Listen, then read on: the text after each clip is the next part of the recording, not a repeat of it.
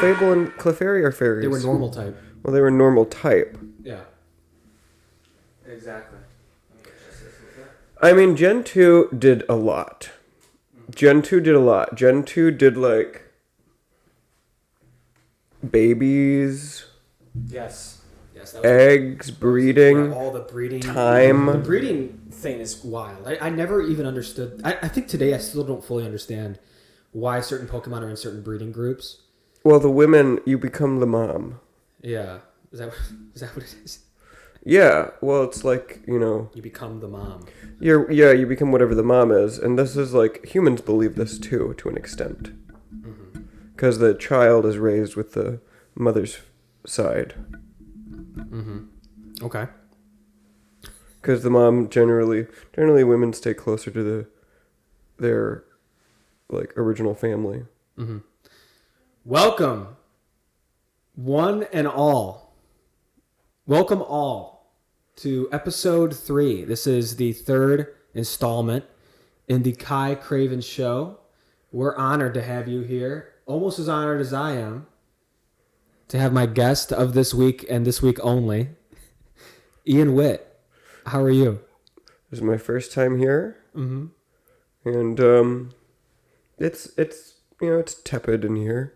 I have to say, it is a little tepid. The summer seasons are almost upon us. We're still springing into life every day. It's actually, should we talk about this? It's actually our Lord and Savior's day. His second birthday. His second birthday. There were some good jokes last night. We were at a place in the city, and he was making some good Easter jokes, I thought. Say where we were. That's on you. I don't even remember. Oh, we were at the Bell House in Brooklyn. We were at the Bell House. Which is a good spot. Yeah, if you guys have ever been there. We were in a live studio audience for the recording of a podcast. Mm-hmm. But it was like a scripted podcast. It wasn't like this. It was not what I was expecting, but I see what he was doing a radio play is really what it was. And it was interesting to see that in 2023, almost 100 years after that format. And you got to meet your hero. It was popular. Yeah. Elastigirl. I did. I got to meet Holly Hunter. I believe that's her name. Yeah. Holly, right? Or Heather? Holly Hunt. Or is it Heather Hunter? Whatever it is. She's the actress that is Elastigirl. It was hard to sit still. Every time she spoke, I thought of... You thought she was like talking to... What a woman who was elastic could do to a man. Or a woman. Or a woman. Or a they. Or they. Is it a they? Like, how do you say a they? I think it's just a human. Anyone. Yeah. Anyone. Any one of you could be but her next victim. You look well. You seem well. You came in. You brightened up my mood as soon as I saw you today. You're welcome. And what's this? This is a brooch. Is that fair to say, or what do they call the pins on your? Right oh, it's a pin. It's a lapel. It's a pin. There's a pin on my lapel. A pin on the lapel. Yeah. And a lapel versus a brooch. What's the difference there? A brooch like goes here, I think, but I don't really know what it is. Yeah. And brooches, like, you'll see one in an antique shop, and I don't know what to do with it. Like, I don't know how to attach it. There's a lot of jewelry that's been kind of lost in time. Yeah, well, it's kind of like how we don't know how to build the pyramids anymore.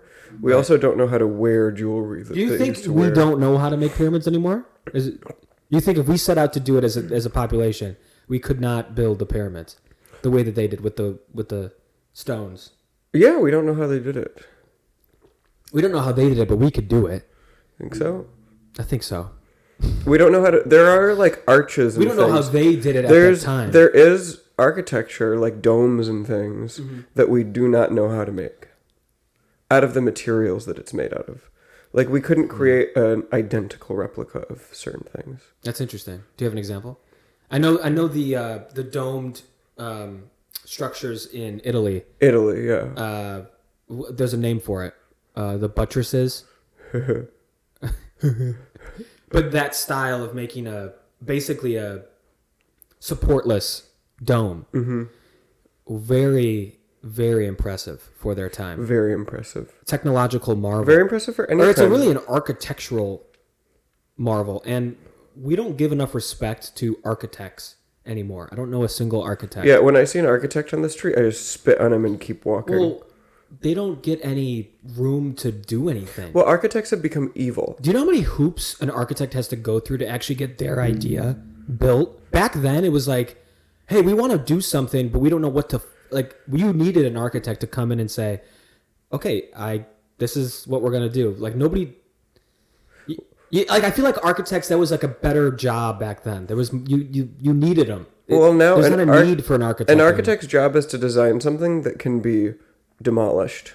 Yeah, we're not designing anything cool anymore. A new building in the city here is just probably going to be looking like every other building, up to code, very safe. You know, you want people to live in it. You want you want enough. You basically just want to maximize the amount of space inside. Just a very modern design. It's like function over form, right? Function over form is the modern American way of building buildings. Well, money over function over form. Money over function over form.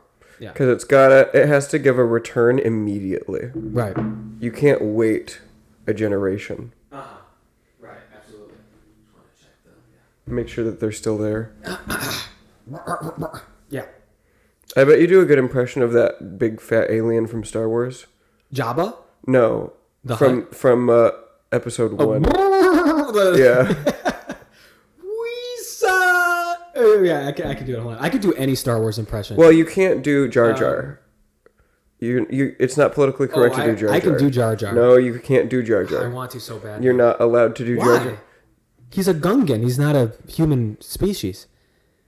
Like if I did the guy from the Trade Federation, is that racist? You know, Newt Gunray? Like, when he's like... We're talking about the Phantom Menace. Just for he's like for the folks at home, explain for the folks at home what we're talking about. We're talking about Star Wars Episode 1, The Phantom Menace. Yeah, and the Phantom Menace is the title doesn't really make any sense. Of course it does. What are you talking about? No, the Phantom Menace. Right now, why did you? Now this is interesting. Let's sidebar for a second. Yeah. We both have a coffee and a Red Bull in front of us. You chose the Red Bull, and I chose the coffee. Yeah. Now explain your decision there. Well, this is very powerful, and so I want to metabolize it first. Ah. Versus the coffee is a little gentler. Sure. You know. Sure. That's fair to say. Okay, good explanation. Now back to Star Wars. The first Star Wars film should be called Revenge of the Sith. I mean, I see what you're saying. Given that the plots are exactly the same. No, given that it has to do with the Sith seeking revenge. Mm-hmm. Well, the whole trilogy is about that. Then... It culminates in the actual revenge happening. The Attack of the Clones is what episode 3 should be called. Because that's the one where the clones attack. Yeah. That's true. That's true. I really do think that I don't know how George Lucas landed on that title for episode 2. Out of everything that you could have done with that, with episode 7 should be called A New Hope. Yeah. Well, no, but that doesn't make any sense because there is no need at that point for a hope. They had already won. Well, because correct. If anything, it should be called like The Empire Strikes Back because that's the one where the Empire returns. Yeah, but it makes having been destroyed. It makes no sense. So the title as it stands doesn't make any sense, but yeah, that doesn't make any anything you do with the way that movie's structured doesn't make any sense. Episode 9 should be called The Phantom Menace. Okay, yeah, there you go. I like that. Yes. But The Phantom Menace in of itself is one of my favorite movies of all time. This is sort of a haven, this show, the Ky Cravens Show, for the prequel lovers out there like myself. It's a beautiful series. Like cinematically, it's colorful, it's interesting, it's imaginative. Now, I should let it be known here that on this show, when you're in this community, because the community's growing every day, we're very thankful for that. haven for Star Wars fans, but not all fans. I only want people to discuss and deliberate on the George Lucas made movies, episodes 1 through 6, and that is it. And I will not, if I see a comment about episode 7 or Rogue One or Disney Plus, I will actually have you taken off the Patreon, and do you have anything you'd like to say to Kathleen Kennedy? I have no words for her. Because how do you talk to a subhuman? She doesn't even speak that's rough. our language. Well, you talk about someone who single-handedly, with her gang of cohorts, her writing team, her story development group, Ryan Johnson ruined probably the most profitable IP. I mean, what's a bigger IP in the world? In the world, Pokemon. Yeah, I guess. I don't know. Well, Pokemon Man with the Pokey and the Man and the thing where the guy IP. comes out and he's like... Drive it like Anakin and Obi-Wan did into Coruscant, into the ground. A flaming, smoldering, ash-driven thing. Man, Anakin, what a disappointment. I love it.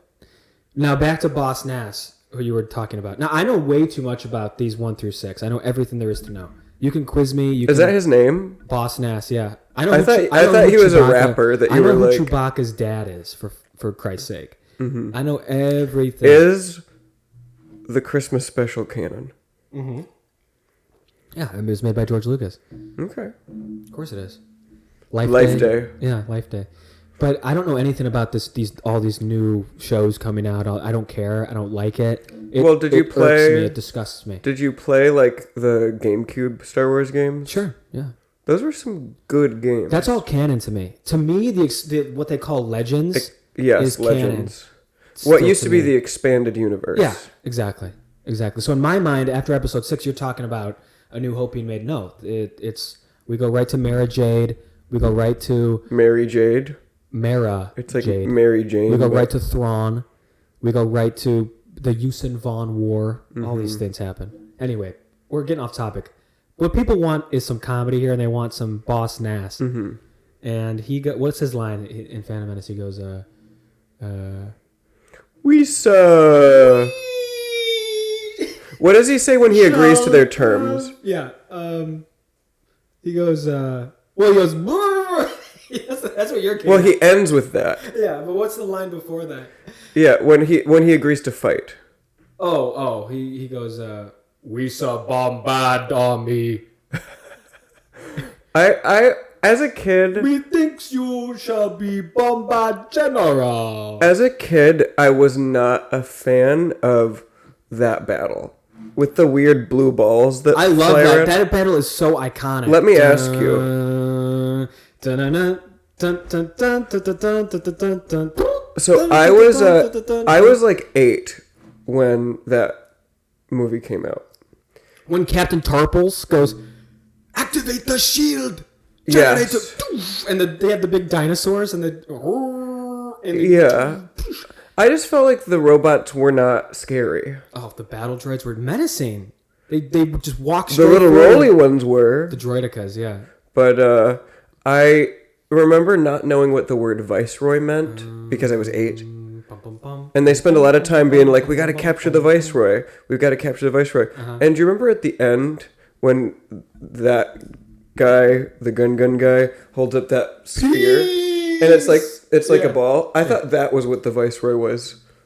Because I didn't know what it was. And I still don't know what it is.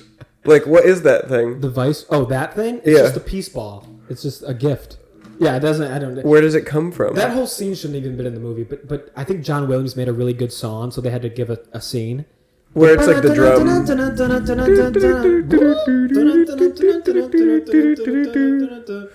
It was an okay song. I think they were trying to mirror. Yes. Yes. The scene before that, though, is when they burn Qui-Gon. And it mirrors the ending of... Have you seen the videos? And that should have just been the ending of the movie. Have you seen the very cruel videos where it's like how George Lucas screwed up the Phantom Menace? And it shows how he's like, Jar Jar is the key to all of this. Yeah. And people were so mad. There's you could literally spend an entire lifetime watching the amount of videos that people crack into the Phantom Menace. I'm happy.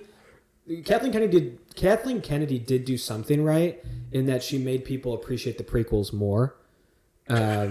Because how could it get worse than the prequels, right? Well, here you go. Well, I think that the real issue was, I think George Lucas had such a stranglehold over the franchise, and he did a phenomenal job with it. He created the damn thing. And I think that the new generation wanted to put its own stamp on it. And in order to do that, there was an element of rebellion against the George Lucasian ideologies and the stories that he wanted to tell. Like, they wanted to carve their own path. Well, they didn't, though. If they wanted to do that, I disagree. Because if they wanted to do that, why is the plot of The Force Awakens exactly the same as A New Hope? Because they had to... They just kept redoing themes and motifs from the other movies. Because that's all they had to go off on. No, because they threw away... No, because of this. Nostalgia. Well... They didn't have name one original idea in all three of the sequel movies. Name one original concept. Not even the conflict is original. The New Order. They couldn't even come up with a conflict that's original. The rebellion. Did they watch Return of the Jedi? Did they not see the rebellion win? Am I losing my mind? Did they not win? Yes or no? Did they blow up the Death Star and kill the Emperor? Well, they blew up that weird round thing, like the Emperor's home. Did they not win?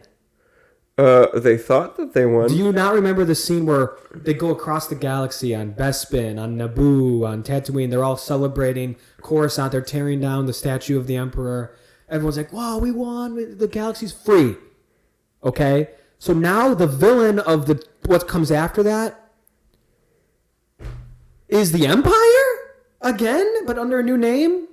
Doesn't make any sense. It doesn't make any sense. It should have been a new faction, just like the Separatists were a new faction in the prequels. Well, what we wanted... Make something new. What we wanted to see was Luke Skywalker's Jedi Academy. Oh my God! And well, we wanted to see... We wanted to see the Palpatine clones. Yeah, and there's all so that much stuff. to go off of from the expanded The whole universe. story was already written. It's already written for you, and then they still fucked it up. They still had nothing to do with... It's like, imagine how great the ending of Game of Thrones would have been if they had the material. Yeah. And...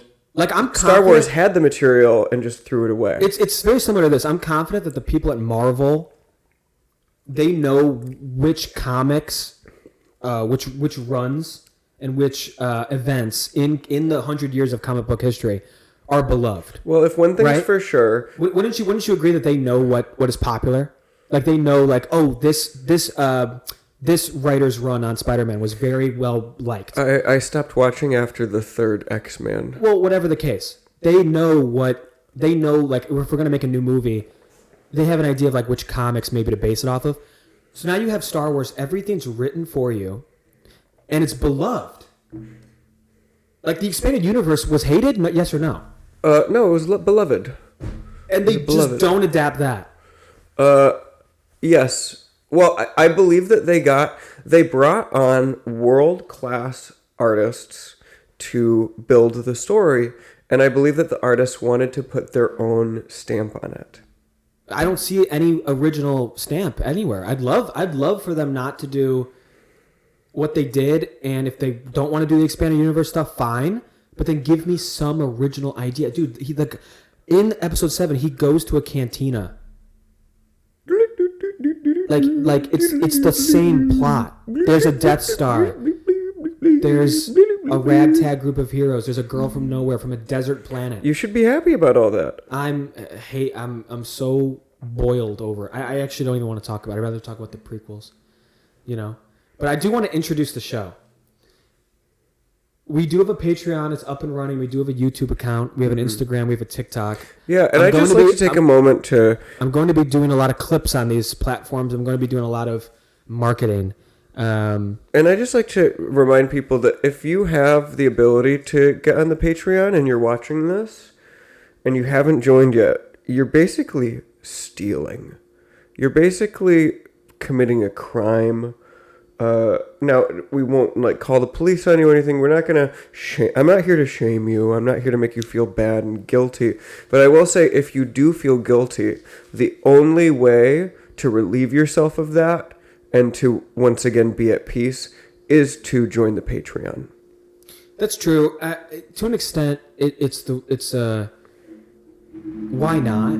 Why wouldn't you just want more content if you enjoy this? If this is supposed to be like your ride home. Mm-hmm. You're coming home from work. You need some company in the car.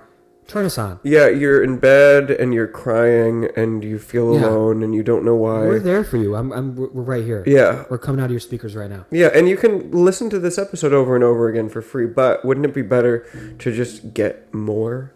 Yeah, and it's a lot more. When we do the bonus episodes, we're cranking out like 40 minute. Yeah, when we're doing, we're just, everyone is doing their best to, look at this, the curious Capricorn. It's like who likes Capricorns? That guy. Hit me up if you're a Capricorn. And it's very cheap right now to get in. It's not going to be cheap forever, so please join now. If you have any idea, any iota. When's the last time you heard the word iota? Any iota of wanting to join now. It's a great time.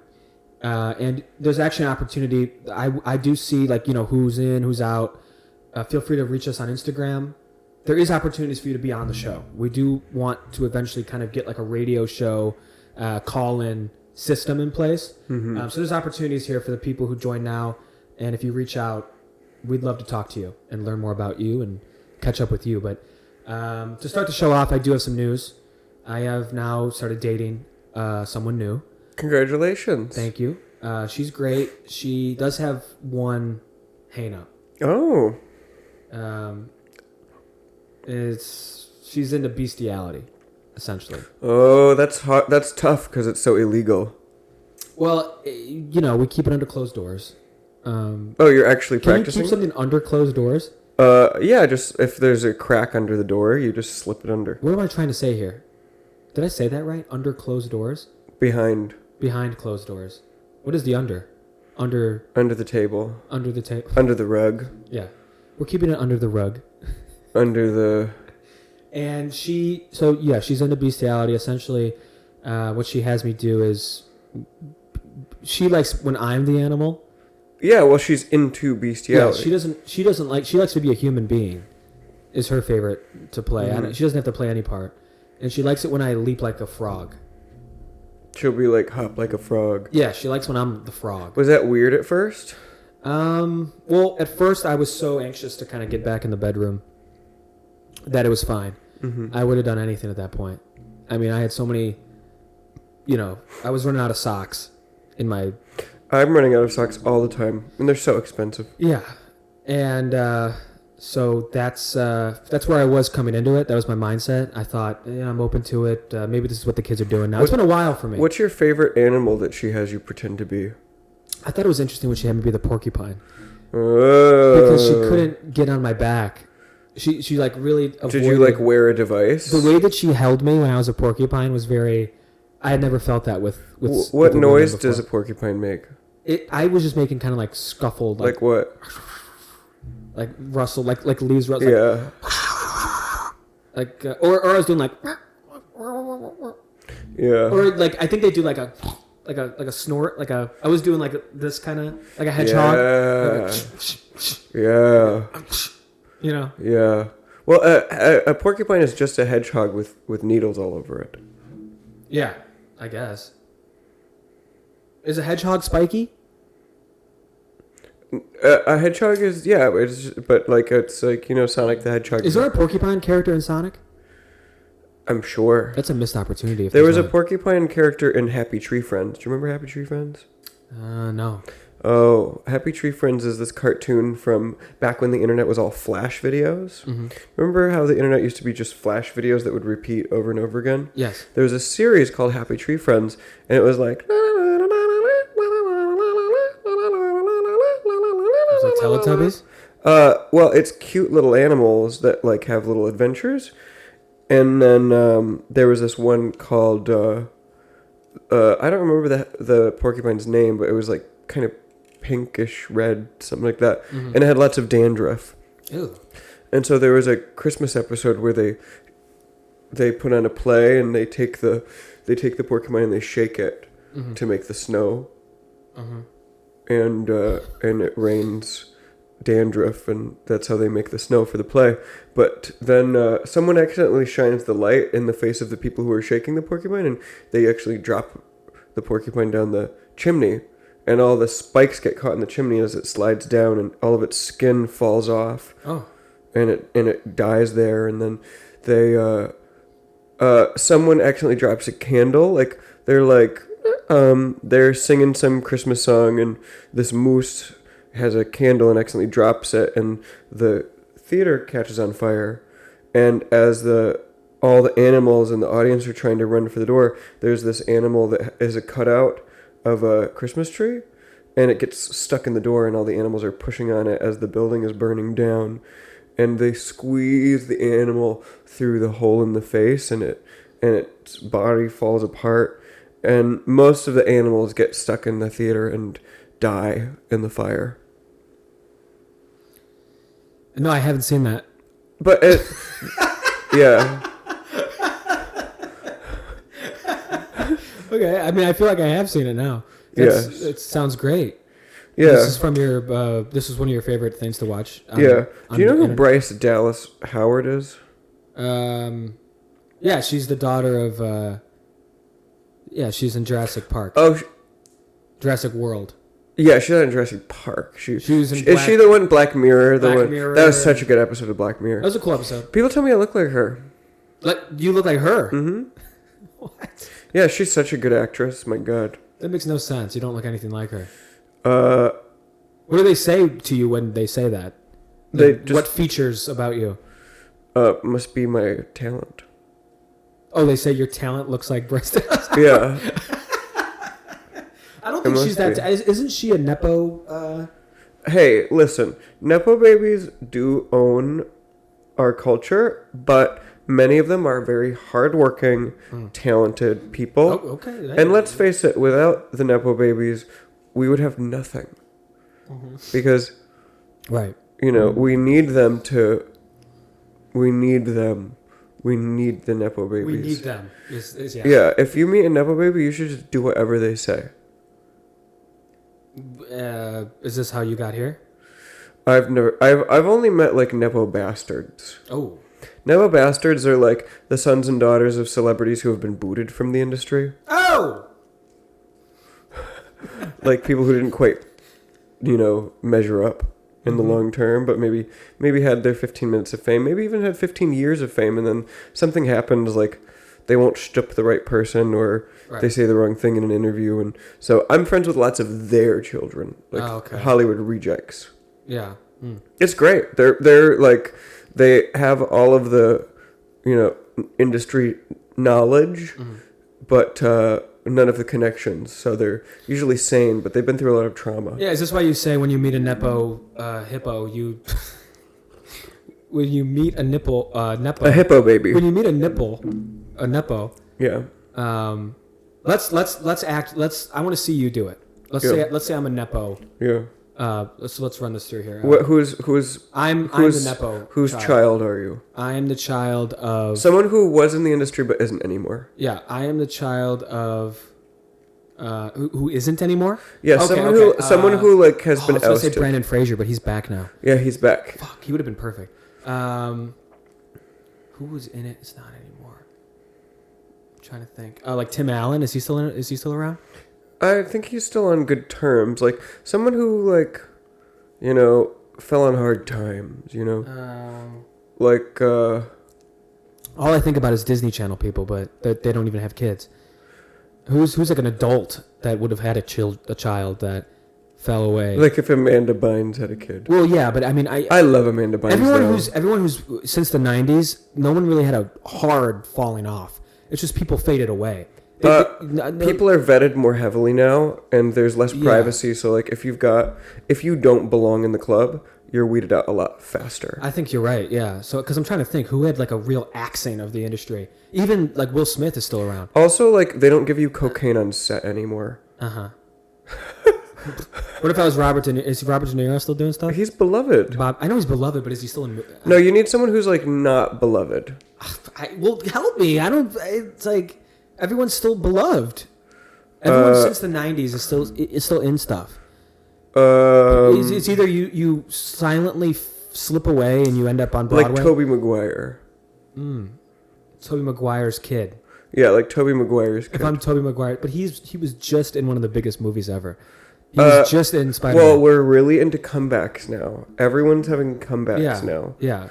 Like he was just but it would, in that. And also, like, he was, like, not famous for, like, what, 10 years? Maybe? Well, he'll always be famous. He'll always be notable, yeah. Yeah. But I swear to God, I saw him in a trailer for something else, too. Yeah, I did. Some movie. It was some movie full of intrigue. It was a drama. Oh, yeah. I don't know, but what about Adam Sandler? Is he still beloved? Very beloved. He just had his like big roast. Okay. See, the problem is you're only seeing and interfacing with people who are still popular now, and you need to think of people that like what happened to Helen Hunt? Like, where's Helen Hunt? That's pretty good. All right, I'm the son of Helen Hunt. Okay. Uh-huh. I loved. Was she in? Courtney Cox, is she still in stuff? Also, you can't touch the cast of Friends. Okay. They're like they're. Oh, what about Kramer? Oh, that'd be good. Like I'm Kramer's what's kid. his name? Oh shoot, from Seinfeld. Yeah, I know. Just leave it there. You're not going to think of it. Jason Alexander was George. Julia Louis-Dreyfus was Elaine. What was the other guy? Michael Richards. Yeah. Ooh, you thought I wouldn't get it? So here's the issue. So I am the son. Yeah. Oh my God. But no, this doesn't make any sense because how would you... I'm not a true Nepo baby then because I don't have any connections for you. No, correct. You're a Nepo bastard. Oh no, I want to see you interact with a Nepo baby. Nepo We'll do both. We'll see how you're at. We'll see how you come shift. true. Let's see how you shift Nepo depending on the situation. babies All right, so let's do a Nepo bastard first because you've had much more experience. I know with Nepo so bastard. many Nepo bastards. Okay, so I am the son of Michael Richards. Okay, and I'm just... Or even just like the son of a famous person who's generally been neglected by their parent. Let's just keep it be Michael Richards. I think that's funny. Okay. All right, so I'm having a coffee. We're at a coffee shop. Yeah. Okay, and you come up to me. I'm well, I wouldn't come up to you. Well, how do you? Who opens up the conversation? The bastard does. Usually, it's the parent who I've somehow met, and they're like, "Would you please be friends with my kid because their life is in the shitter and it's all my fault." Okay. So how would this normally go? So I'm at a coffee shop. I'd be like, "Hey, how are you? It's good to see you. Mm-hmm. How's you're getting your associates in finance? Yeah. Only one more year left. Wow. Yeah. Well, it took you. I'm still acting though too. Of course. Yeah, I remember your dad telling me that he got you some kind of thing out west, and sounds fun. Did you have a lot of fun? You played a security guard, right? That fell through. Yeah, they were. I was gonna. You got to set, and then they were like. Yeah, they were doing the Night at the Museum TV show. Yeah. And I think my scene was cut. Oh, that's, you know what though? It's all about, having fun. It was fun. They gave me my own trailer. Wow. That's very cool. Yeah, and I had like a wardrobe person. Yeah, what was her name? Amy. Yeah. Amy! I'm actually doing a song. I'm working on an album too. Yeah. You should come by. Absolutely, bro. Okay. What are you doing in town right now? I'm got a play going on out in Brooklyn and. Oh, is there any auditions? Honestly, you can have the role. I don't really want to do it. This is how you talk to Nepo bastards? Absolutely. You just give them shit? Honestly, you can have it. Honestly, like... Yeah. So you still kind of grovel. I noticed a little bit of groveling still. I try to be kind because they've had a hard time. Okay. Nepo bastards have a really hard time. That's interesting. Yeah. Well, imagine like your parent has been through that level of trauma of being like that successful. Right. and being and then kicked out of Versailles. Your name is Michael Richards Jr. Yeah, and it's like people. It's like there's something wrong with your bloodline. Because you were. Oh yeah, I mean you were a part of the aristocracy, and you've been essentially banished, and people. So that is so much worse than just being born and dying in total anonymity. Anonymity. Yeah, right. Like you like I was born to parents nobody will ever know. Life is better if it continues to improve slowly and gradually. It's up to me to make myself known. Well, I guess the Ky Cravens Show. Well, that's the other thing is like if you have any success as a nepo bastard, it's true. Like you probably got some help because it's doubtful that your celebrity parent has pissed off literally everyone. Right. So you probably do have some connections, right. But it's not going to lead you to the real money-making jobs. Can you think of any... Because SAG money is a joke. Can you think of any nepo bastards that made it big and they kind of reset their family's name? So the parents had a total falling out from the aristocracy. Then the kid comes along and makes it big. And is in movies or is on Broadway. I mean, Drew Barrymore resurrected the Barrymore name. Oh, right. Yeah. Very impressive actress. Sure. And very wonderful, inspiring redemption story. No, that said, it's not like, no one would have said like the Barrymores favorite, but they just said, it wasn't, they weren't in the lexicon the way that they had been previously, and she really brought them back to the forefront, and she, I think, has done a lot of really impressive work. Mm-hmm. Absolutely, yeah. And so now let's see how you would act around a nepo baby. A real nepo baby? So now let's say I'm the grandson. A real nepo baby would not talk to me. Yeah, okay, let's see that. Let's see how you would interact. So let's say a nepo baby's at a coffee shop. Who am I? I'm the son of Tom Cruise. Okay, I'm Tom Cruise Jr. Is that nepo enough for you, or do we need to go? I mean, I've worked... I know, like... The thing is, like, the real nepo babies that I've met, for the most part, either they're already so famous that I would never, interact with them ultimately. Well, why do you say that? Because people are busy. Yeah. Like, when people are actually in it, they're so busy, people don't have time to shoot the shit. Right. And so, if, like, a lot of the times, nepo babies, the reason why I've met them is because maybe they weren't going to go into the arts, and then they decide to go into the arts a little bit later. And then, like... I like the idea of going into the arts later. I think more people should do that. I think people get into the arts now at, like, age 16. Like, they're, like, really... you see these actors and actresses now coming out of these schools that are so young. I kind of like living a little bit. Well, live your life a little bit like anyone else would, and then when you transition... I mean, but that's the thing, though. Hollywood needs that young talent. The reason why they also do it, like... Usually it's a quarter-life crisis issue. Like, they've gone through school. They didn't want to use their parents' name. Yeah. They wanted to carve They try to do it the right way. They try to do it the right way, and then they have a quarter-life crisis, and they realize, like, they don't look the same as they did when they were 22. Yeah. And they're like, oh, man, if I want to get to have fun and do entertainment, I've got to, cash in quick. And ultimately, like, it's going to be hard to be a good actor and have all the skills if you haven't patiently and slowly. Yeah, I don't know. I mean, for me, I had, obviously the Oscar nominated screenplay, which was really cool, but I wouldn't probably go back into that zone until I'm like having my midlife crisis now. I think me as a writer, unstoppable. If I can produce what I think I'm going to produce in my middle of life, writers that's going to be a dangerous guy. Writers in their 30s are considered young writers. Yes, that's so true. So true. And I necessarily never really want to be in a position where I'm just in a writer's room indefinitely. I really would just like to write what I want to write, sell it, if people want to make it. If not, fuck you. I don't care. I really make everything for yourself first. That's my primary advice to any artist. unless you're an actor. Then you have to totally different. Oh totally yeah, different. separate the money thing from the art thing. Yeah. You know, it's important that everyone understands that when money is a factor, there are certain concessions that you need to make. And so if you just want to do art for art's sake, let that be its own pure journey. Yeah, I think the best work comes from people who make something and they don't expect anything in return.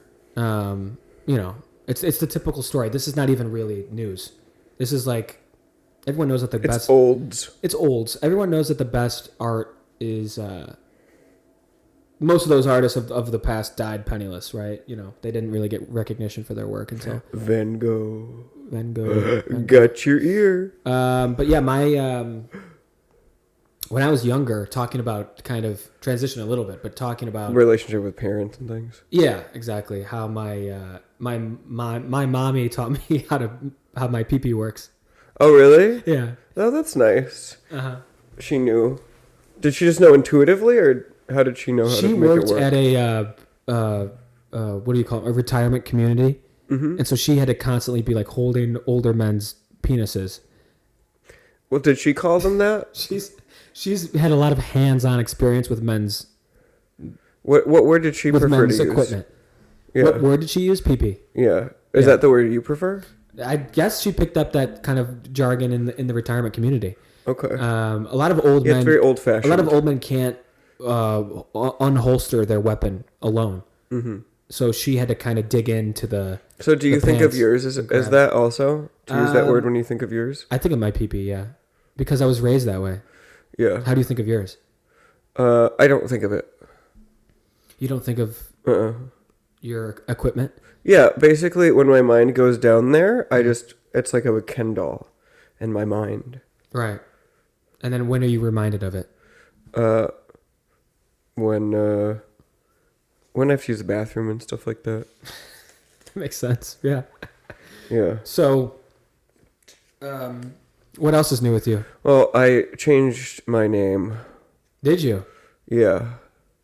To Ian. Oh, this isn't your original name? No. Oh, so what's your birth certificate say? Oh, that's interesting. I burned it. You burned your birth certificate? Yeah. Why? In protest. Why? Because I don't consider myself to be born. I don't consider myself to be, I think life and death is really a spectrum. It's all one and the same. And I think the whole idea that like we're going to mark out this particular time and say that's when you were born is silly, because like everything in me is immortal. Everything in me has always existed, as long as existence has existed. But I used to go by John. I don't understand when you say that. I don't understand that. Mitchell. What does that mean? Well, every atom. What did you say? Every atom in my body. What's your real name? I already said it. I didn't hear it. Well, because you were talking over me. Are you named after your mom or dad? I'm named after my spirit animal. Who is? I already said it, and you're gonna have to go back and rewind it. Ooh. And for those of you at home, dude, these are good. It was good. The green are good. Well, I don't know what the green tastes like. It tastes Is like it winter green? Dragon fruit. Yeah, it's mint. That'd be awful. Oh God, that'd be brutal. They don't really make many mint drinks. Mint has never been very successful. You're everything in you. There is nothing in me that is not of the gods. Are you talking about your cellular existence? Are you talking about on a subatomic level? Are you talking about like an organic and on a celestial level? A subatomic level? Or you're talking about spirituality? I'm talking about matter. Is only shifts and changes in location ultimately, and so everything product of your in environment. me. It's like it was like at what point does a cloud come into being? Like at what point? I could break it down for you, but at what point does it begin to exist? Because like there will be a molecule there. Is that the cloud, or is it when there's 2, or is it when there's 10 or 50? At what point are you allowed to say it's a cloud? At what point are we going to give it a birth certificate? Well, listen, a nod is as good as a wink to a blind man. That's true. So it is what you see. As soon as you see a cloud, it's a cloud. Keep it real simple. Everything that we And a hat is as everything good that a as human being will ever know or understand yeah. is made by a human being. And a hat is as good as a scarf to a snowman. No, that's not the same. Yeah. No, what I'm saying is it is what it is. And what I'm saying is Until there's a cloud there is no cloud there. Because we can't see molecules, right? With the naked human eye. But we know that the moon is there, even though I'm saying everything is based on this very like subjective we know human. we have human instruments that tell us that the moon is made of cheese. Yeah, right. And just because you haven't tasted it doesn't mean it isn't Swiss or cheddar or Jarlsberg. Right.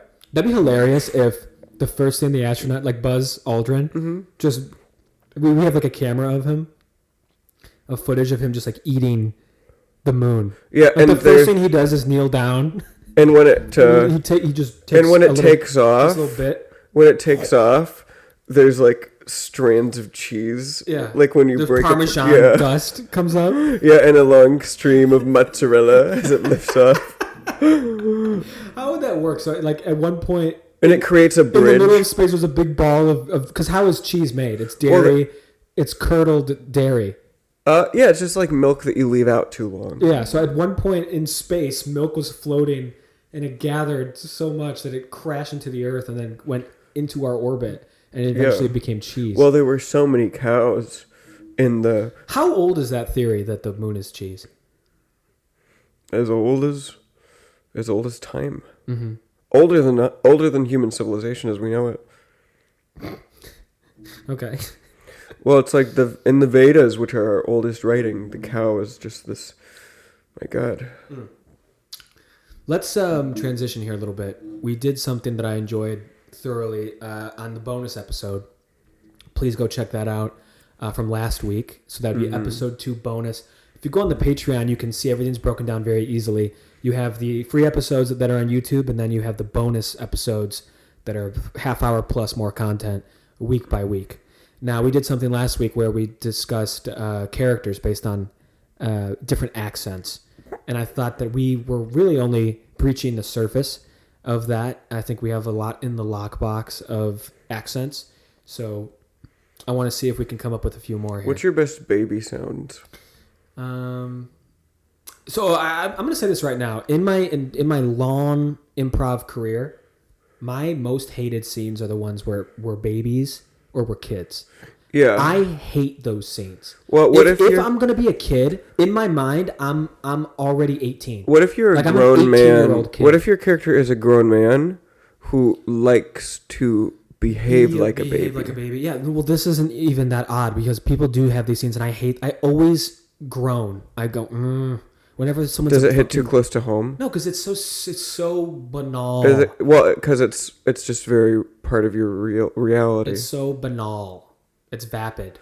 Yeah, and banal is just anal with a B. That's right. So baby would be like. Like, have you ever had anal with a B? I always go for like the mama, like the really high pitched. Mama, dada. That's not a baby. Oh, that's not a baby. That's like a toddler. No, a baby's like.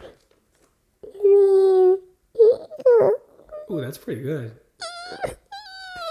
Sounds like you sound like an Ewok mixed with Stitch. That makes me think of a baby that is really chubby. That's like a really chubby baby. I can do a good cat throwing up. Let me hear that. Oh God, this is gonna be.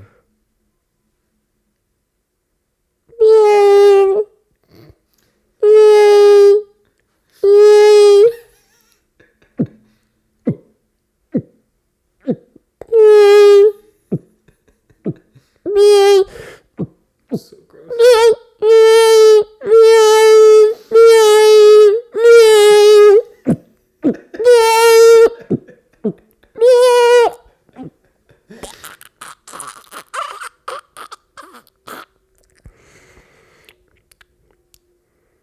That's it? Oh, that was disgusting. Did you ever whip that out in an audition? Or Oh, anything? yeah. Yeah. I've done everything in an audition. Take a shit? I don't know about that. All right. Not like a real one. But my first ever teacher did say, if you have to take a shit on stage, take a big one. Take a big one. That's good advice. I mean, I think what he was saying was, if you're gonna go all in, go all in. It was a woman. That's a metaphor. First of all, it was a female teacher. I think what she was saying is, if you're gonna do something, do it all in. Yeah, If you're gonna do something nuts on stage, go nuts. Yeah. You know. All right, let's think of an accent here. Do you have a California? I just did a cat. That was pretty impressive. What's your California? See, I don't fucking have one. That's why I asked you. Calabunga, dude. Yeah, I guess it'd be like down here, man. It'd be like right here. The whole time that we're sitting here, I'm thinking, why aren't we standing? That's actually also sometimes like because people like to do the northern. Is that northern or southern California? It's just a little bit too much effort to resonate. I don't enunciate well enough to do those accents because they enunciate every grammatical letter to the T. Is that California? It almost sounds more like some kind of Midwestern. That's California. Wow.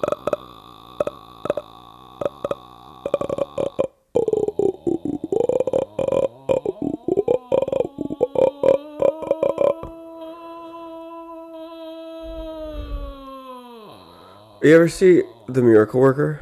No.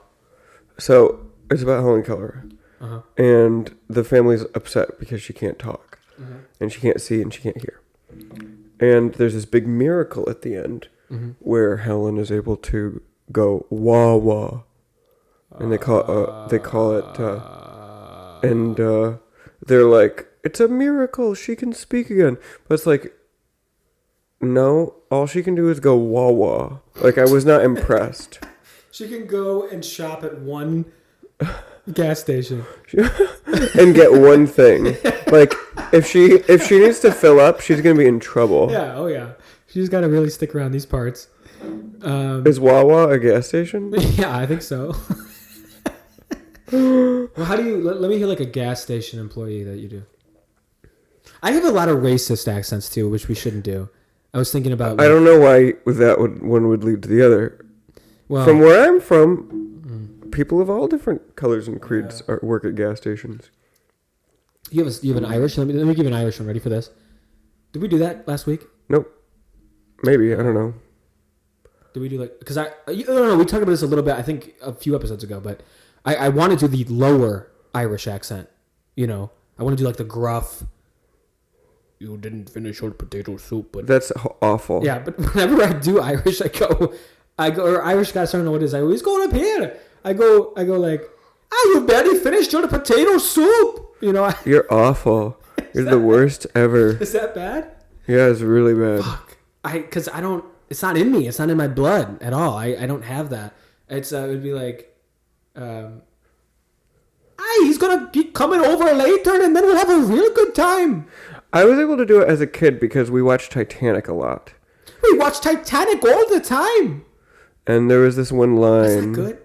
Where it was like, there was this line that I could do when I was like 7. Mm-hmm. It was, if this is the way the rats are going, it's good enough for me. Yeah, see, that's just like a normal level person. I can't, if this is the way the rats are going, that's not going to do it for me. I can't. That's not going to do it for me. So stupid. That's not going to do it for me. That's not going to do it for me. Which is not the line, but I prefer that. If this is the way the rats are going, that's not going to do it for me. Yeah. That's okay, I guess. But I always go for the, like, hey, it's my Lucky Charms. You know? Well, if that's the go-to one. Yeah. But that's who is that? That's no human being sounds like that, right? But I want to be can you do like a low, like a pirate, like a gruff. Yar. No, but Yar. What accent is pirate? Yar. Army. What accent? It's a mixture. It's like what? Okay, I'm gonna do this for you. Tell me what country he came from. Ready? Yar, you're gonna swab the deck? He's on the seas. Yeah, so it's just like its own accent. 7 seas, yeah. Yeah. Do you know about the Barbary pirates? Do you know about the Barbary Wars? Please tell me about them. So the Barbary Wars, like I've got an old joke where it's like there's a bunch Got an old joke? there's a bunch of veterans sitting together, and one's like, I fought in World War II, and the next one's like, oh yeah, when I fought in World War One, and then the next is like, when I fought in the Spanish-American War, and then I was in the Civil War, and then the one's like, I was in the War of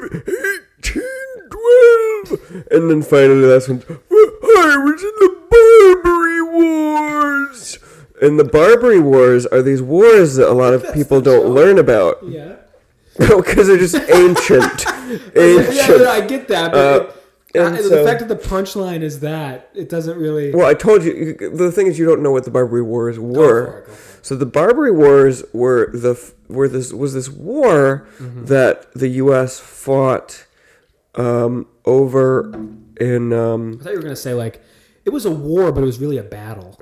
Well, no, it was interesting because Americans were captured by these Muslim Barbary pirates and enslaved by them.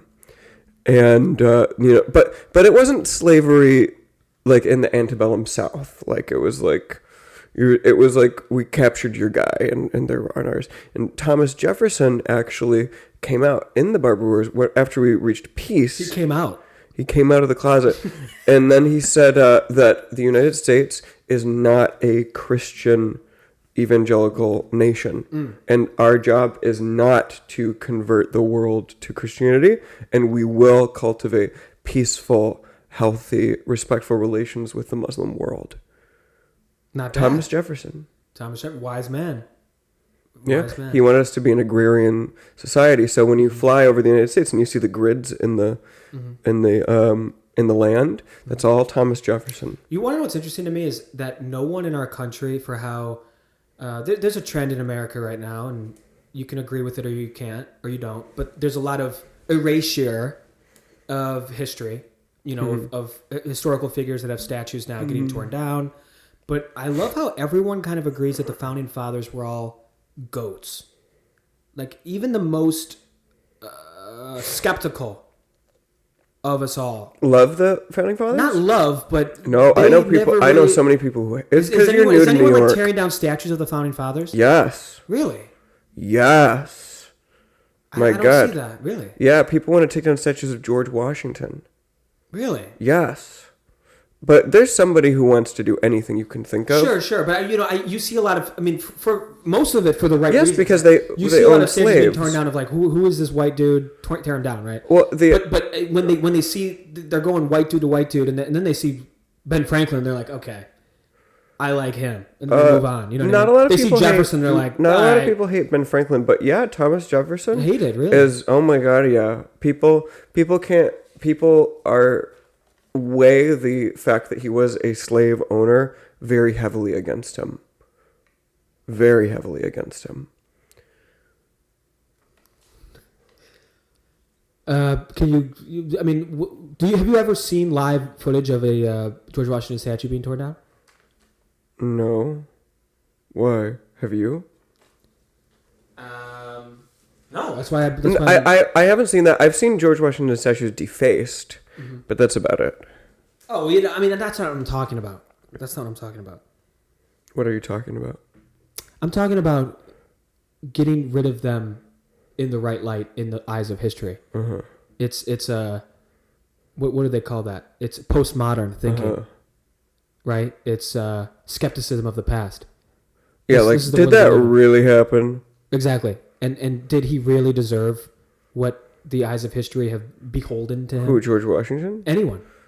Yeah. That's what I'm saying. Like, the founding fathers are scot-free. Well, we were raised in a generation where, like, the Wicked Witch is now good. You know, the villains are good, and the good guys are bad. Oh! Which is what the... We just received word there's a mass murder serial killer pervert out in the... Sorry? We just received word that there's a mass murderer serial killer on the loose. We're going to put his face on the screen right now. Now, if you see this man, call into the show right now because he is a threat and a menace We were talking about the Phantom Menace earlier. This is no Phantom. This is a mass murdering serial killer pervert, and he's on the loose. Kyle, it looks like you. No. That doesn't even have my hair.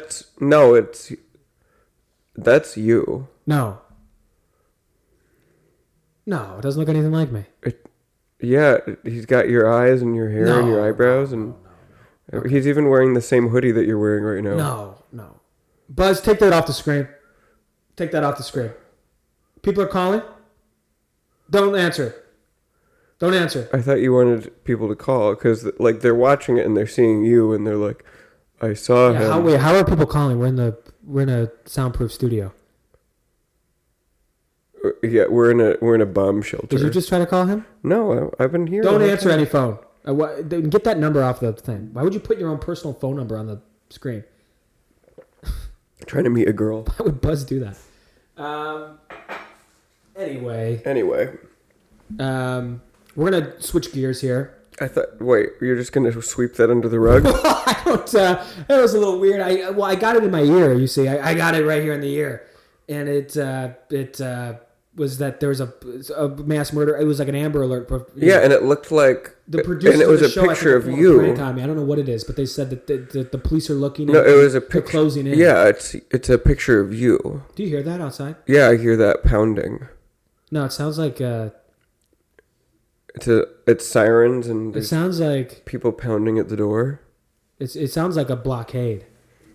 Yeah. Like what they had in Star Wars.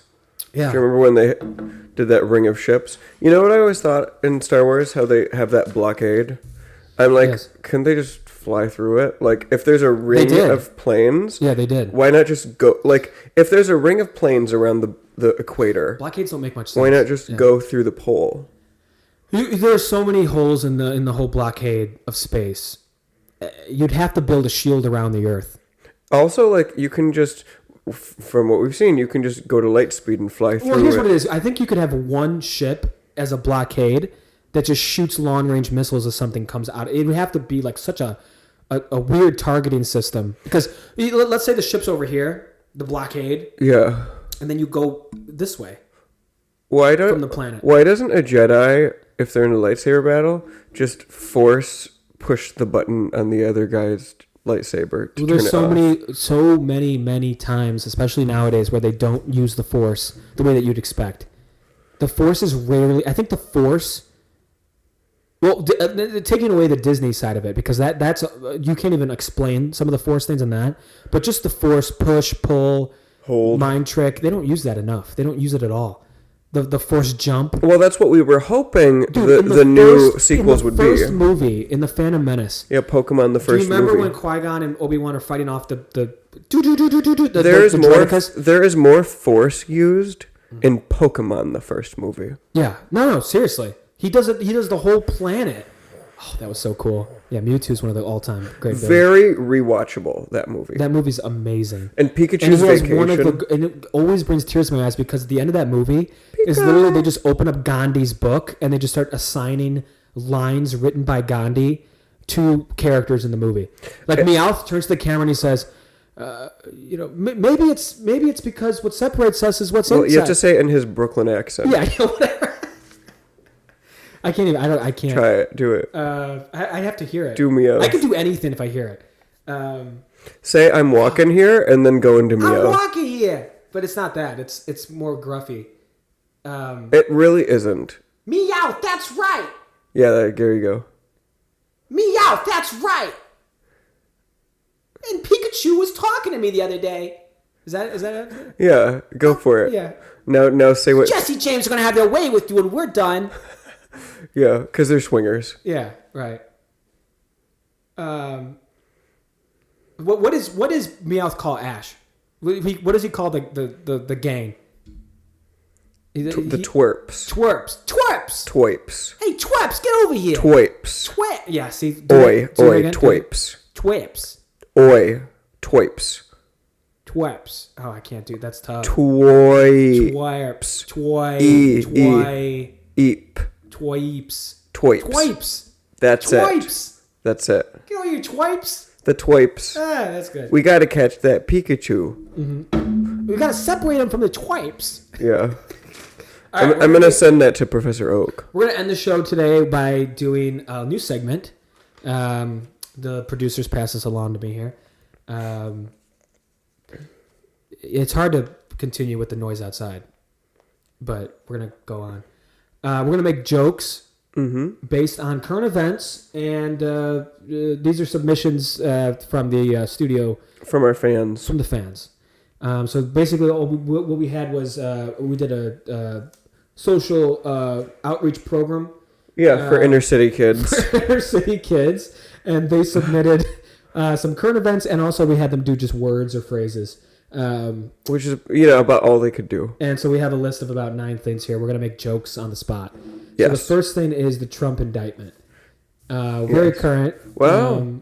Yeah, these kids know their stuff. These kids, they have the television. Yeah. They have the TikTok. Yeah, and these kids, even these kids know that you can indict a ham sandwich. There's a joke.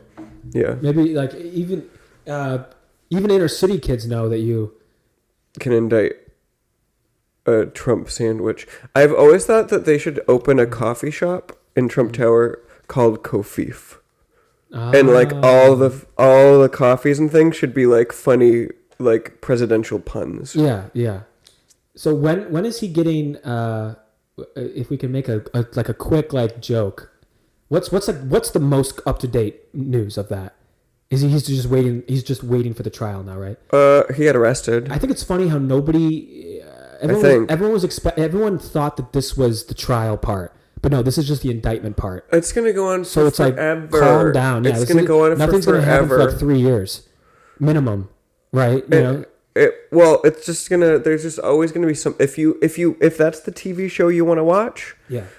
Get your popcorn and settle in, because you're going to have entertainment for forever. If that's how you want to spend your life... Yeah. Is watching that reality TV show. Because that's all it is. Mm-hmm. Some of the best, worst jokes always start off with like, I was watching the Trump indictment, and then the punchline, the setup is there. Yeah, I farted. And then it has, it has to have a little. Yeah. You have to punch that up a little bit. But, I was sitting at a bar. You could do the bar joke. You can do like the setups are always consistent. Yeah. I was sitting at a bar and the Trump indictment comes on. And then I fart, and this girl next to me is like, "Was that you?" And I said, "No." So there it is. So I'm sitting there at the bar and I'm watching the Trump indictment, and then this girl next to me says, "Did you fart?" And I'm like, "No." And then she's like, "I think you did." And I'm like, "No, I didn't." And I farted again, and she's like, "Can you stop?" And I'm like, "It's not me." And I'm like, "I'm starting to think it's you." That's classic. That's great. That's our Trump indictment joke of the week. All right, moving on. We have the word moist. Oh, yeah. Which is, this is a fragile word for people. Fragile word.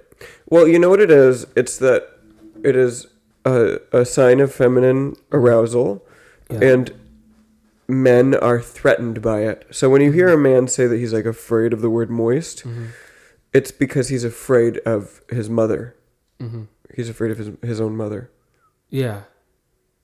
So I'm thinking with this word we can make a joke like, so there we were in bed, and Trump was getting indicted, and this girl's like, "I'm moist," and I was like, I have hang-ups about that word. Yeah. So she goes to me. She says, "I'm laying in bed with my wife," and she says, "Don't you hate the word moist?" And I said, "Okay, fine, turn over." That's good. Yeah. Something like that. Like, it needs like a little punch up. Yeah. But. So I'm sitting. I'm laying in bed with my wife, and she says, "Don't you hate the word moist?" And I said, "Yeah, I hate it too. Turn over." Yeah, that makes sense. Okay, moving on. Face on the moon. Now we kind of had the moon talk already. Yeah, cool. Because there's cheese on the moon, but what people don't know is that that the face on the moon eats the cheese. Oh, I got a good one here. Ready? Yeah. Ready? A lot of people talk about. You just gotta do like a stand up, like a bad stand up. Yeah. A lot of people talk about the face on the moon. Yeah, I saw the face on the moon too. It was Chester Cheetah. Wow, that's good. That's good. Yeah, because of all the stripes and things on the moon. Yeah, or you could do... or the dots. He's a cheetah, so it's not stripes, whatever it's dots. Like cheesy... You can do like the craft dragon. Oh, I love the craft dragon. Yeah. Is he a dragon or a The dinosaur? other day I looked up at the moon. It was a full moon. I saw think the it's a craft dinosaur. dragon. I think it's a dinosaur. Can it fly? Oh, craft. Oh, it's craft dinosaur. Got it. The blue box blues. Do you have any others for that? Face on the moon. Nope. Yeah. Except for we only see half. What of if the them. face on the moon was whenever somebody looked up, they saw Hitler? Well, again, What if the face on the moon it says more about them Adolf Hitler. than it says about anything. Yeah. And I heard a theory. Well, I heard an insistence that is really a theory. Whether they said they know that the moon is on the celestial plane, on the invisible world. The moon is the light at the end of the tunnel. But what it does is when your soul leaves your body, when your consciousness leaves your body, it wants to escape past the light. But we get fixated on the light. And when you die, you see the light at the end of the tunnel. The light is there to suck you in and spit you back to earth. Ooh. So that you reincarnate. So when they're like, don't look at the light. It's Don't because look at the light. The light is the moon, which is our planet's. It was put there in order to keep us trapped. So we can't get past it. This is what people think.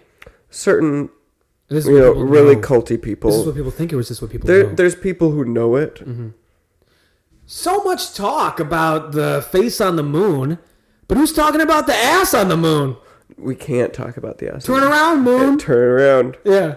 Turn around. And the moon is so shy that it like tries desperately to. It's like always like trying to turn exactly with us. I gotta go.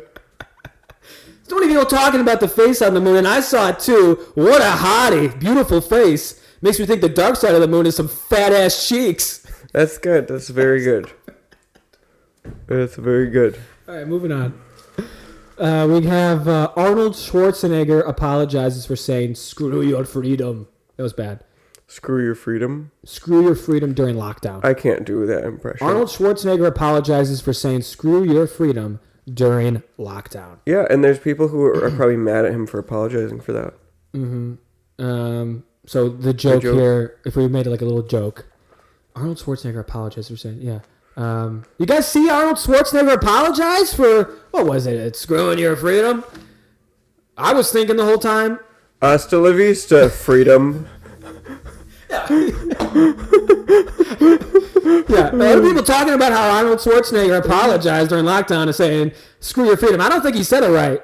What he really said was, I'll be free. Or I'll be, I don't know. yeah. I'm bringing the Nazi ideology over from Europe. Yeah, we can do like the hacky comic, or we can do like the very nice comic, right? Like the one that's like super clean kind of comedian. Like there's this old comedian who was like, now they have the 98-cent store. What is this for people who think they're being gouged? How at the many 99-cent store? How many Arnold Schwarzenegger ice puns do you remember from Batman and Robin? I don't remember them until I see them, and then they all come flooding back. Yeah. And it's the one I remember the most is kick some "Nice to meet you." Ice to meet you. Yeah. Well, I think that might be McBain. Bane? McBain from The Simpsons. You just reminded me of Bane. Do you remember? It's Risers. Have you seen Do you remember McBain? Bane though?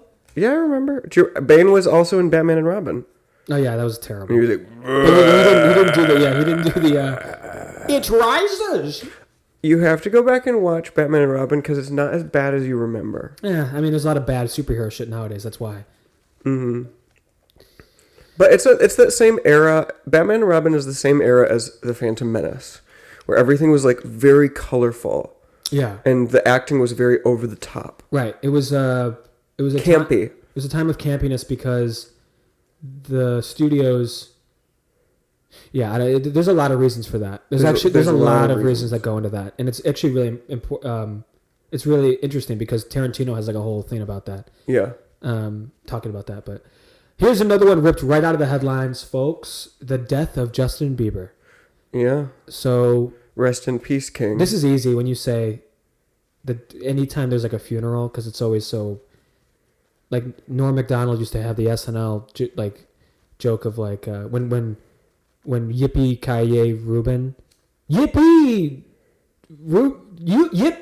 Garcia is dead.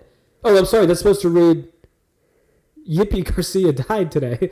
the Grateful Dead guitarist or something. His name was Yippee Garcia. Yeah. So he was like, Yippee Garcia's dead. I'm sorry. That's supposed to read Yippee Garcia's died. Are you a believer? Believer. No, but that could be where the joke kind of... Were you there when they crucified Bieber? Were you there the joke is... when they nailed him to the tree? After I saw Justin Bieber's funeral, I finally became a believer. Sometimes it causes I don't know, you could do so many with that. To tremble. Moving on, we have Easter. Any Easter jokes? Tremble. Were you there when they crucified Bieber? Do you even know that song? No.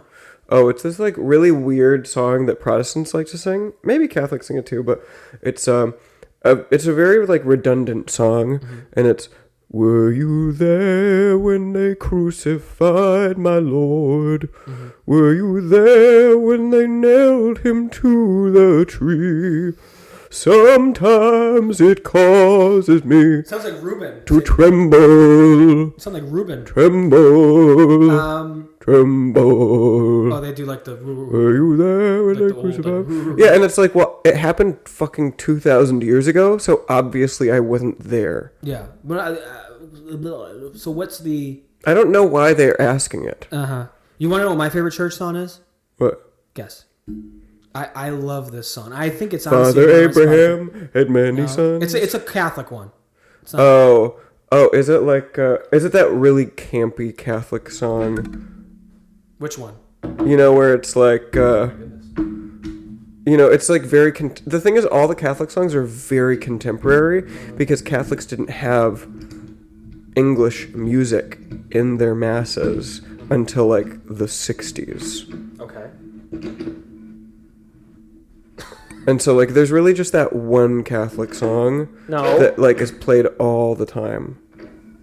No, I mean I'll give you my runner-up. My runner-up is it has a bell in it. I'm gonna get the words wrong. It's been a while for me, but Ding. Lamb of God, we take away the sins of the world. Well, that's part of the liturgy.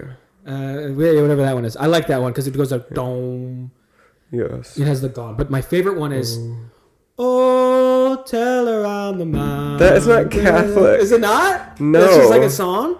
It's over the hills and everywhere. It's supposed to be like a spiritual from the South. Jesus Christ was born. You ever hear this one? Because that gets people like whenever that played in church, people would stand up. Tell it on the mountain. Tell it on the mountain. Well, do you know why? Because the Reverend gets up on his feet and he starts doing backflips down the aisles. Like, listen to the cadence of it and think about where that song originated. Bethlehem. Yes, it originated in Bethlehem. Yeah. I liked, we sang a lot of like weird campfire Christian songs, and some of them were like kind of inappropriate, but like we didn't know. Like, Pharaoh, Pharaoh, oh baby, let my people go. Yeah, yeah, yeah, yeah. Wow. And it's a whole song about Pharaoh. I was always a fan of Father Abraham had many sons, and many sons had Father Abraham, and I am one of them, and so are you, so let's all praise the Lord. Not bad. Here's another one ripped out of the headlines. Daisy Ridley returning for the new Star Wars. Now, we talked a lot about Star Wars well, in this she's episode. A beloved? No. There's so many jokes you can make about this, too. Daisy really returns for Star Wars. Well, it's really not fair because she didn't know what a... what was the thing everyone accused her character of being? And she didn't know what it meant. Mary Sue. Mary Sue, and she didn't know what it meant. And it's not... How did she not know that? Because... just because you're an actor doesn't mean you know about like storytelling cliches. Sure. Like you're hired because you can do a very specific skill, which is look a certain way. We should have a bonus episode that's just us ranting about Star Wars because I feel like between the two of us, we know more about Star Wars than George Lucas. And I feel like which isn't hard to do. George Lucas doesn't know a lot about Star Wars. Well, he doesn't remember. But he knows how to add to the lore. No, he doesn't know a lot. He doesn't. He really just set out to tell a good story that he thought people would enjoy. Like, he doesn't know a lot about he doesn't like any of like the lore Bibles, and he just tried to make the planets interesting to look at. He tried to make new cultures. Well, he's also like, he's a family man. He's got a life. He's not like at the end of the day, not a nerd. It's a space opera for a reason. Meaning it's a family. It's a family soap. At the end of the day, I can't believe you won't let me do my Jar Jar. You can do it, but I'm think waiting for you to start to quiz me on Star Wars. I think you need to know about the connotations of Jar Jar. I know, and I don't think you know what they are. He's not. It's like George Lucas would tell you. He's not a human. He's a Gungan, so it can't be racist. Okay, he cast it a very specific kind of way. I know. Same thing with the Trade Federation people. Did you notice what they all are? Mm-mm. They're all Japanese. Oh, really? And they make robots. And they take over the world with the robots. And they own all the money. Yeah, but none of us would care. And they're all like corporate America. Yeah. You remember the... That was so 2000. Now, people, I'm going to do this. This does not mean that I'm racist to Japanese people. This is the movie quote, okay? You have such a way with words. Uh-huh. This doesn't mean I'm racist, but I'm going to do it anyway, regardless of how you take it. Well, all I'm saying is that this is a movie quote. I'm going to do the movie quote, and I'm going to do it good because I do all these excellent. My Star Wars impressions are second to none. So you're going to be like, I have a great Gollum. It's going to... Now, I have to remember the lines, of course. Can you say, Weesa going home? Wait, what does he say? But my lord, is that legal? Yeah, it was a little heavy-handed on legal. That's how he says it. No. Watch the movie. Legal? He says, legal? No, he says, is that legal? No, is that legal? Yes, that's it. Watch it's not legal. And then when Qui-Gon and Obi-Wan are busting through the door, mm-hmm. That's impossible! They're still getting through! Yeah, well, he just puts it there and like lets it melt. Yeah, it just melts the door. Yeah. I don't know why that's like such a Jedi thing to do. Well, I don't know why they can't just go whoop and just open it. Or just boom, Force Unleashed. Yeah. The lightsaber does feel a bit, I don't know, like primitive for... Of course. That's the whole point. But compared to like what they can just do with their minds. It's one of the most iconic weapons in all of... Is it hard to do Force lightning? You just have to you have to be a dark side user, I believe. No. Oh yeah, because the Yoda can only move the lightning after it's been conjured. He can transfer the energy, but he can't conjure. No, he can't, because you have to have hatred. The lightning is a manifestation of malice coming out of your fingertips, so you have to be in that zone to access that. It's just like what you're taught. It's just like a skill that dark side users are taught. Yeah. Jedi could do it, but Jedi, their power does not come from malice or hate. Well, no, because they're supposed to be just zen all the time. They wouldn't be able to do it. Yeah. What a horrible life. The life of a Jedi. Yeah, it gets worse and worse every movie that comes out too. Yeah. It started off being kind of cool because when the original trilogy came out, you didn't know anything about the Jedi. You just thought, oh, they're probably sick. Well, and you weren't told that like, oh, actually Luke is supposed to be celibate for the rest of his life. Right, which I'm happy that he wasn't until Disney made him. In the original expanded universe, he has like 9 kids. Yeah? A bunch of Skywalkers. Sick. But it is what it is. Anyway, Daisy Ridley returning. What are your thoughts on that? Good for her. She really needed money, didn't she? She couldn't find any other roles. She really got typecasted that quickly.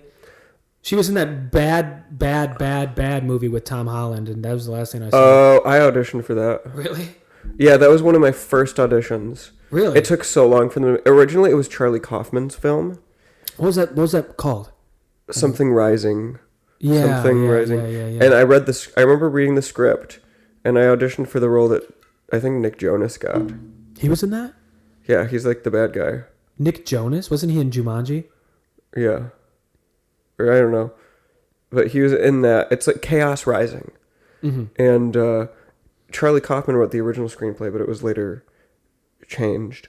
And I thought the story was so cool, but it took them like 10 years to make it. It took it so long. Because it was such a weird... Did you see it? No, I just saw the It takes place feedback.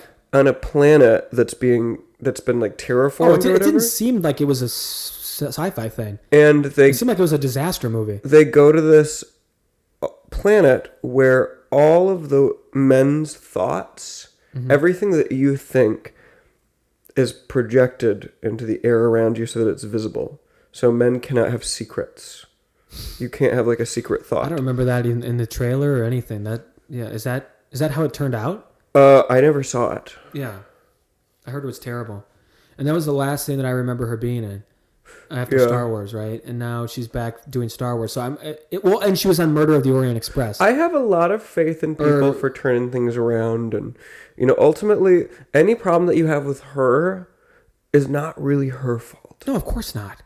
Of course not. But it boggles my mind how they're doubling down on the canonicity of the sequel trilogy. That they're expanding on that horrible, horrible story arc. Well, yeah, and a stale character. They're taking, you know what I mean? Like I thought they would just say, okay, we did those movies, shelve it. But no, they're doubling down on it by expanding on it further and bringing her back, And no, of course it's not Daisy Ridley. Listen, it's not her fault at all. It's just her character is not really ripe for the fandom to... I don't think any fan of Star Wars was saying, what happens to Rey next? I can't wait to see. But Rey is their creation. It's not George Lucas's. She gets to do everything that Luke was supposed to do. She gets to rebuild the Jedi Order, not Luke Skywalker, everyone's hero. Beautifully written character. She gets to drive around in the Millennium Falcon with Chewbacca, not Han Solo, everyone's favorite character. She gets to be the chosen one who brings balance to the Force, not Anakin Skywalker, everyone's favorite character. So she just gets to do everything that every other character was promised and supposed to do. And yeah, we all love Rey. Do we? No. She stole everything from every other character. She's Luke, Anakin, and Han. Now, did you enjoy... And Leia. On your first pass watching episode 7, did you enjoy it? I did not like the plot. I did not like the desert planet aspects because it was too parallel to A New Hope. But I really was excited about Star Wars being back. Yeah. And there was promise in that. There was like, oh, this could go somewhere. I thought it was a good start. I hated that it was so similar, but I understood what Disney was doing. They were just trying to make the money. But, they were trying to just make people feel like it wasn't the prequels that, And so I was excited. Yeah, of course. I mean, it had been quite the drought until that point. That came out in 2015, and Revenge of the Sith came out in 2005. So, yeah, I was excited, of course. But, God, the minute I realized what they were doing, that there was no plan, and they were making it up as they went. I knew that it was going to be bad after this first scroll. I didn't enjoy the opening scroll. Oh, so horribly written. So you could do an entire college course about what were they thinking. It told me that, JJ did not watch these movies. Because in what world would you make the opening crawl what it was if you watched Return of the Jedi? It just made no sense. They said it 30 years after Return of the Jedi, and that what the crawl reads. If you watch the movies in order, it makes no sense. It just doesn't make any. It doesn't flow at all. And the first 6 movies I think flow pretty well. Like coming off of 3 into 4. Yes. Have you ever done that? It's all set up very well. I did really enjoy Rogue One. I really enjoyed Rogue One. As a film, it's really good. Yeah. You know what I mean? Like, it's separating the Star Wars aspect. I just thought it was really fun. Yeah. And simple and, not too heady. It didn't try to do anything that was, like...